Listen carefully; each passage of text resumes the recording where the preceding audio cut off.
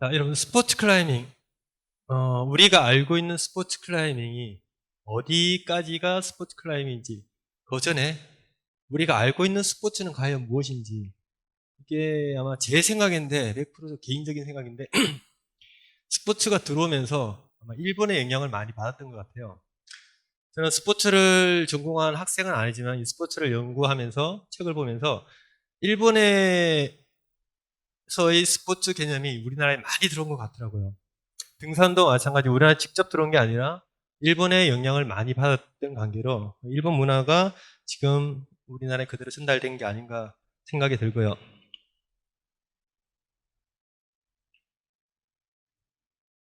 이 시간에는 우리나라와 영어권에서 말하는 스포츠의 의미를 비교해서 그리고 스포츠 클라이밍의 정의와 그 범위를 유추해 보고자 이 발표를 준비했습니다.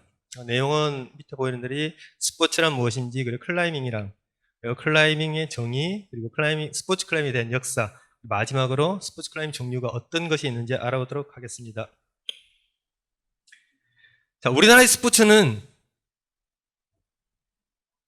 어떤 의미를 가지고 있죠? 아까 누가 말씀하셨는데 관중과 룰과 심판이 있어야 된다. 라고 우리는 스포츠를 알고 있고 저 역시 학교 다닐 때 이렇게 배워왔지만 현재의 스포츠는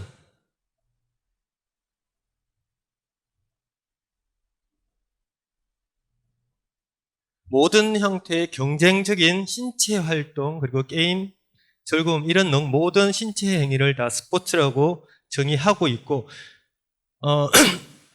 우리나라 체육계에서도 예전에 체육 지도자라고 말을 했는데 이게 또 명칭이 바뀌었죠. 스포츠 지도자. 그래서 모든 스포츠는 경기뿐만 아니라 모든 신체 활동을 나타내는 행위를 정의하고 있습니다. 이거는 왼쪽은 위키백과에서 나온 거고 오른쪽은 캠브리지 영어 사전에서 이렇게 스포츠란 걸 정의하고 있습니다. 스포츠의 정의는 육체와 정신을 만족시키기 위한 모든 신체 행위, 체육 활동, 게임, 경기를 포함한다고 정의를 하고 있습니다. 이 스포츠의 유래는 히스포츠, 일을 하지 않는다에서 유래가 되었다고 합니다. 그리고 원시시대 체육활동, 생존 목적이 아닌 수단이 아닌 그 자체가, 행동 자체가 목적일 때 그리고 움직임의 본능을 표현하는 첫 단계가 놀이로서 정의되어 있고 이 놀이가 바로 스포츠로 연결되었다고 하고 있습니다. 스포츠에 대해서 많은 스포츠 학자들이, 체육학자들이 얘기를 하고 있는데 제일 마지막에 아브라함이라는 사람이 1975년도에 스포츠는 인간 표현의 한 형태인데 역사적으로는 신체적 노력부터 유래했고 문화적으로 인정을 받은 기본적인 여가 활동이다라고 정의하고 있습니다. 이 말을 보면 우리가 알고 있는 스포츠는 지금까지 잘못 알고 있다는 얘기가 되겠죠. 그리고 이 스포츠는 체육적으로서 피지컬 에듀케이션, 교육의 목적도 어느 정도 가지고 있다고 합니다.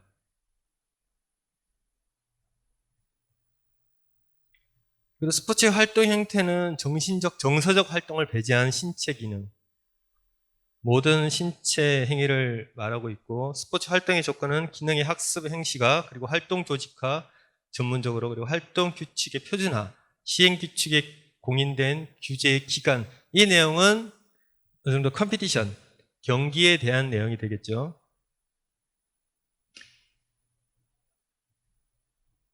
그리고 스포츠의 목적은 신체를 발달시키기 위한 교육에 포함되고 스포츠의 목표는 건전한 발달과 체력의 향상 그리고 기능의 향상과 생활화 그리고 사회적 체육학으로서 사회적 태도의 육성이 그 스포츠의 목표라고 할 수 있습니다. 스포츠 클라이밍 과연 스포츠 클라이밍이란 어떤 것일까? 자, 우리가 지금 이 행위를 스포츠 클라이밍이라고 하고 있습니까? 아니면 스포츠 클라이밍이 아니라고 할 수 있습니까? 일반 사람 외에도 등산을 전문적으로 배우신 분들도 이거는 스포츠 클라이밍 아니다라고 말을 하고 있죠. 이 또한 스포츠 클라이밍이 아니다라고 말하고 있을 겁니다. 스포츠 클라이밍 들어가기 전에 등반에 대해서 잠시만 설명을 하자면요. 인간의 특성은 보다 높은 곳을 오르가는 습성, 본능이죠. 초기에 등산은 두 발을 이용했지만 보다 쉬운 것을 만족하지 못하고 보다 어려운 곳을 도전하는 인간의 본성이 등반의 시작이 되겠고요.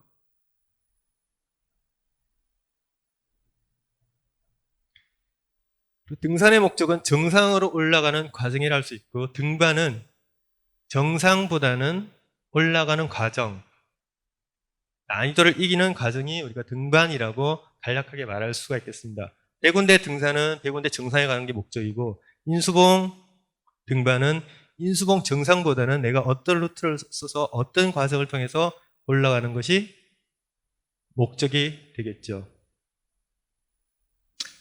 클라이밍은 전통 등반과 스포츠 등반, 이 내용은 여러분들 다 아시는 내용들일 거고 전통 등반에서는 모든 위험을 행위자가 감수, 확실과 불확실성에서 나오는 내가 과연 이걸 할 수 있을까? 이 불확실성을 할 수 있다라는 확실성을 끌어내는 게 일반적으로 우리는 전통 등반이라고 말을 하고 있습니다. 하지만 스포츠 클라이밍에서는 불확실성 위험보다는 내 신체, 내 힘이, 내 기술이 얼마나 올라가 있을지 최대한 위험한 상황을 배제한 상황에서 안전한 상태를 미리 정비한 등반을 우리가 스포츠 등반이라고 말할 수가 있습니다. 그리고 등반에서 아웃도어, 인도어. 아웃도어는 원점 회귀, 간단하게 문이 아니라 우리가 살고 있는 문화를 벗어나냐, 벗어나지 않느냐.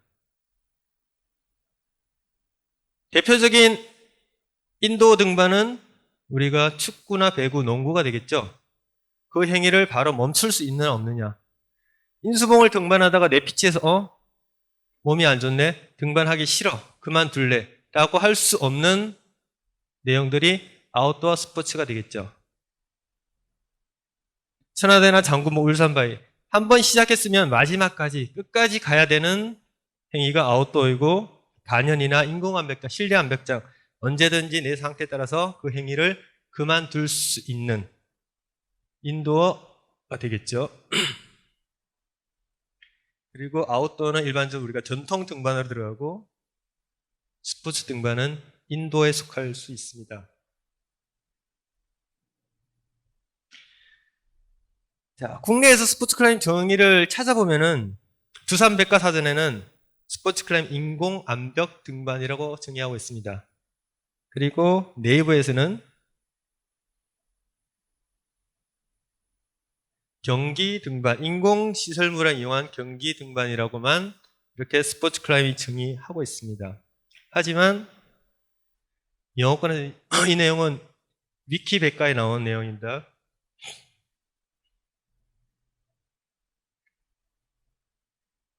스포츠 클라이밍은 암벽에 고정된 영구 앵커에 의존하는 암벽 등반 형태. 클라이밍가 로프를 사용할 수도 있고 밑에 로프를 사용하고 패드를 사용할 수 있고 설치 혹은 해수가 가능한 보호 장치를 설치해야 되는 이 전통 등반과 상반되는 등반이라고 정의를 하고 있습니다. 그리고 그 내용은 리드 클라이밍, 그리고 프리솔로, 디보트 솔로잉 또 범죄에 들어가고 있고요. 인공 등반, 자유 등반 내용은 다 아실 겁니다. 인공 등반은 신체 힘이 아니라 장비의 원리나 장비의 기능을 이해해서 올라가고 자유 등반은 오로지 행위자의 근력이나 신체 기술만 이용하는 등반이라고 할 수 있겠죠. 자유 등반에서도 크게 트레드 클라이밍과 스포츠 클라이밍으로 나눌 수가 있습니다. 트레드 클라이밍은 전통 등반에서는 등반 스스로 모든 학부모를 설치하고 해수, 모든 상황을 자기가 다 책임을 져야 하는 등반이고 스포츠 클라이밍은 미리 준비된 앵커나 학부모를 이용해서 신체 기술이나 근력에만 집중할 수 있는 걸 우리가 스포츠 클라이밍이라고 하고 있습니다. 왼쪽은 자연 바위를 이용하는 스포츠 클라이밍이 되겠고, 오른쪽은 인공 암벽, 시설물을 이용한 스포츠 클라이밍이 되겠습니다. 그래서 왼쪽은 우리가 일반적으로 락 클라이밍, 오른쪽은 아티피셜 클라이밍이라고 말을 하고 있습니다. 여기서 스포츠, 우리나라에서는 경쟁적인 운동, 경기만을 스포츠로 포함하고 있었는데 유럽이나 영어권에서는 체육적인 활동이나 모든 여가 활동을 다 스포츠로 정의하고 있고,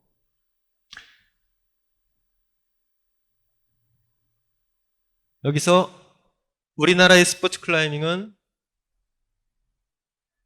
대부분 인공배경에서 이루어지는 컴피티션 클라이밍만 스포츠 클라이밍으로 정의하고 있습니다. 하지만 유럽에서는 정신적으로 육체를 위한 모든 클라이밍, 단 안전이 확보된 상황을 등반하는 것을 스포츠 클라이밍이라고 정의를 하고 있습니다. 이 스포츠 클라이밍 기준은 간단하게 우리가 사용할 수 있는 확보물, 볼트를 기준으로 하고 있는데, 트레드 클라이밍 같은 경우는 이런 장비를 본인이 직접 설치를 해야 되고, 스포츠 클라이밍에서는 볼트가 설치되어 있겠죠.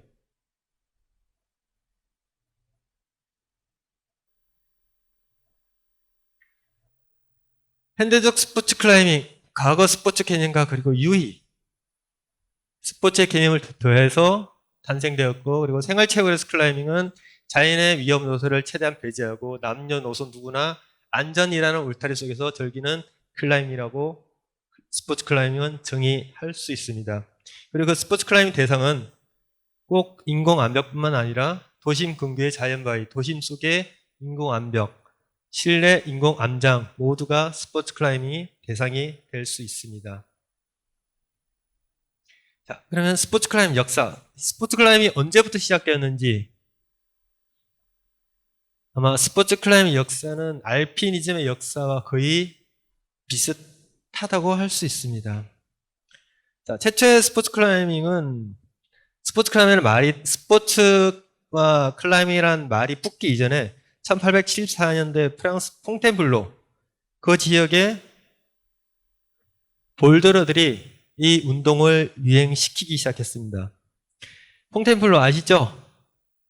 가보지는 않았어도 필로 벨첸바가 여기서 그레이드를 정립했죠. 높이나 자연적인 위험을 헤쳐나가는 등반보다는 자신의 기술, 난이도, 근력 등을 위한 스포츠적인 성격을 가진 클라이머들이었습니다. 그리고 오스카 에켄슈타인, 크랜본을 구원한 오스카 에켄슈타인 자체도 1880년대 영국의 레이크 디스트리스, 이 지역에서 볼더링을 즐기기 시작했고, 그리고 영국 알파인 클럽에서 이 볼더링은 등산이 아니다, 단지 스포츠일 뿐이다 라고 정의를 했습니다. 그리고 이러한 볼더링은 피에르 알랭, 아주 유명한 등산가죠. 피에르 알랭 이분도 등산을 잘 하기 위해서 이 볼더링을 계속 훈련으로서 이 볼더링을 계속 시작했고, 이분이 암벽화와 볼더링 매트와 우리가 지금 쓰고 있는 초코의 시초를 만들었죠.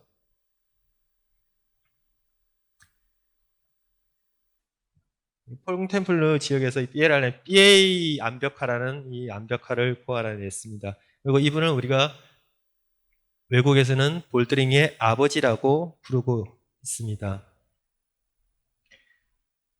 그리고 1941년 영국의 해리슨 근교, 이 해리슨 암장에서 300m에 달하는 횡단 루트가 만들어졌고요. 높지 않은 바위에서 지금 이분은 로프를 사용했는데, 그 당시에는 볼더링으로서 로프를 사용하지 않고 볼더링으로서 등반을 했다고 합니다. 그리고 지금의 5.14, 5.15를 달성할 수 있는 근원과 계기는 바로 이 볼더링에 있다고 보시면 됩니다. 존길, 이분도 볼더링의 아버지라고 불리죠. 미국에서 V9의 난이도를 해결하고, 그리고 또 하나 참선과 예술의 클라이밍이라고, 볼더링도 클라이밍이다라고 종길이 추정을 했고요. 그리고 V등급, 볼더링 등급을 암벽 등반에서 분리시킨 종길입니다. 그리고 볼더링에서 클라이밍 도력까지 계기가 1940년 BLR랭의 암벽화가 만들어지고 추락을 두려워하는 볼더링. 그리고 뒤에는 나중에 볼트가 등장함으로써 낮은 고도에서 했던 그 신체 행위를 높은 고도까지 이어줄 수 있게 만들게 된 계기가 됩니다. 1970년대까지 자유등반으로 볼더링 할 때까지 마찬가지로 로프에 매달려 했는데 볼트가 등장하면서부터 어려운 난이도, 고난이도 동작을 온사이트가 아니라 그 당시는 행동행을 통해서 볼더링처럼 추락했다 연습하고 추락했다 연습하고 계속 반복적인 트레이닝을 가능하게 만들었던 게 이 볼더링이고요. 유럽에서도 볼트가 만들어지고 1970년대 베르동 계곡에서부터 레드 포인트라는 개념이 도입됐던 시기죠. 위에서부터 볼트를 설치하고 하강을 하고 등반을 하게 되었습니다. 미국에서는 1980년대 오레곤 스미스록에서도 이런 톱노핑 방식으로 등반을 하게 됐고요.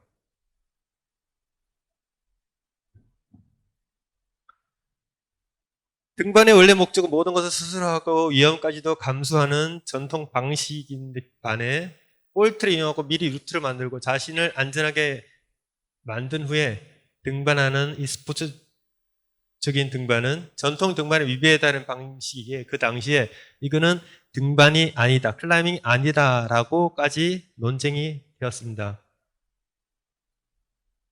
하지만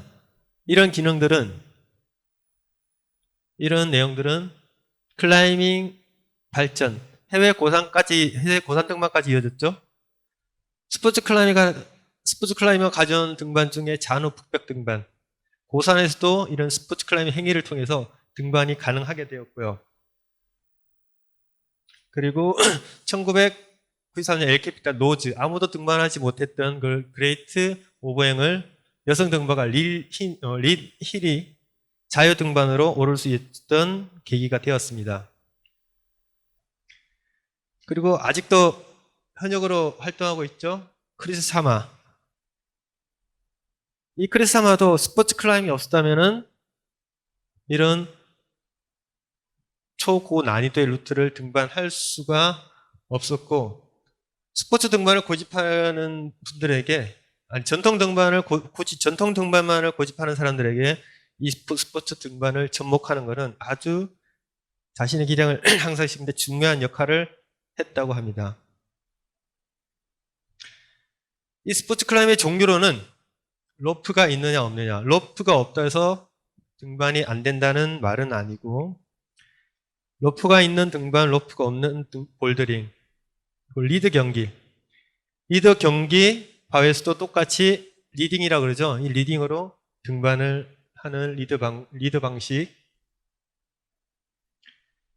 그리고 이거는 경기의 방법이죠. 듀얼 난이도. 똑같이 로프를 이용해서 등반을 합니다. 그리고 스피드. 이것도 경기 방식이죠. 그리고 로프를 사용하지 않는 볼더링. 로프가 배제된 높이가 낮은 곳에서 안전이 확보된 상태에서 하는 볼더링. 인공벽을 이용해서 볼더링을 할 수도 있고 자연 바위에서도 볼더링이 가능하겠고요. 그리고 딥 워터 솔로잉. 높이가 높지만 추락의 위험이 없는 물에서 하는 경기. 자연에서 하는 딥워터 솔로잉, 그리고 인공벽에서 하는 딥워터 솔로잉. 우리나라도 2년 전부터 딥워터 솔로잉 대회가 열리기 시작했죠. 그래서 스포츠 클라이밍 정의를 내리자면